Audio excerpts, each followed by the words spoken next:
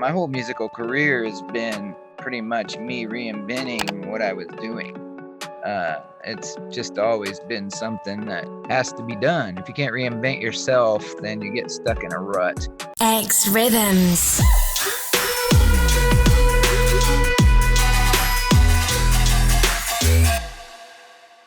We're probably one of the few bands over here that just aren't anxious to just jump back into things, because music doesn't define us anymore. It used to. We were scared to death not to be on the road. Oh, everybody's gonna forget who we are, blah blah blah blah. But not anymore, man. We just don't care. We're gonna do things on our terms. We're gonna do things the way we want to do it. We've got a amazing new record, and we're not just gonna drop it so 20 people can listen to it and say, "Hey, good job, guys," and go on. It's like we refuse to do that. We're not going to do the shows where they want you to drive 500 miles and play to 2 people and give you dinner. If it's not pertinent, if it's not making a difference, if it's not reaching a demographic that we need to reach, we don't feel like music defines us as people. And it's funny, since we took that stance, more and more people keep reaching out to us, wanting us to come play, and we're just like, no, we're not doing anything until 2022, and they're like, well, why? Because we don't have to, It's just, just kind of where we're at. So looking back, you've toured with many people. If you could pick one that you've already toured with to tour with again, who would it be and why?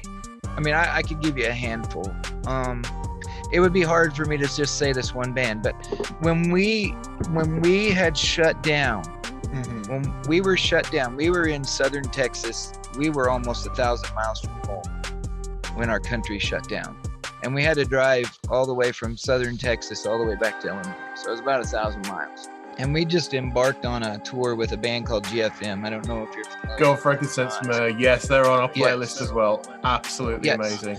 And so we had just embarked on a tour with them.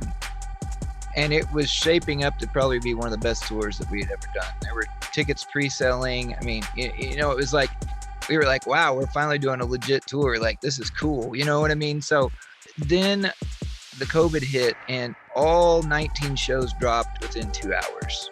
But they have a lot of the same viewpoints that we do, as far as the scene goes, and people telling them what they can and can't do. So we got to spend some time with them. And I think of all the bands, there's only a handful. I would say them. There's a band called Earth Groans. Are you familiar with Earth Groans at all? I'm not. I don't. You might check them out. Okay. Yeah, we'll do. Them. And a band called Deathbreaker. Have you run across Deathbreaker yet? I believe I know people who have. We're all very, very similar. We'll go back 10 years. You get to go back and give yourself one piece of advice. What is that piece of advice you give to yourself back in 2011? My identity is not in my music, or the band I'm playing in, or what people think of me. So just rehash that to your earlier self. Yes. That is awesome. Dale, thank you very much for talking to me. If people want to check your band out, where can they find you? We have social media. Our Facebook, of course, is facebook.com As We Are Rocks. Our Instagram is at let's see, hang on, let me think. Weird, I've done this forever. As We Are _band is our Instagram. We have a website too, asweareband.com. So yeah, all that. Awesome. So ladies and gents, there are the links.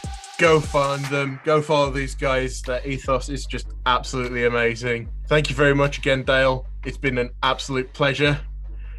And bring us to the UK, man. We are ready whenever you want to bring some crazy music, man. We're ready for it. That is awesome. And you guys watching at home, until next time.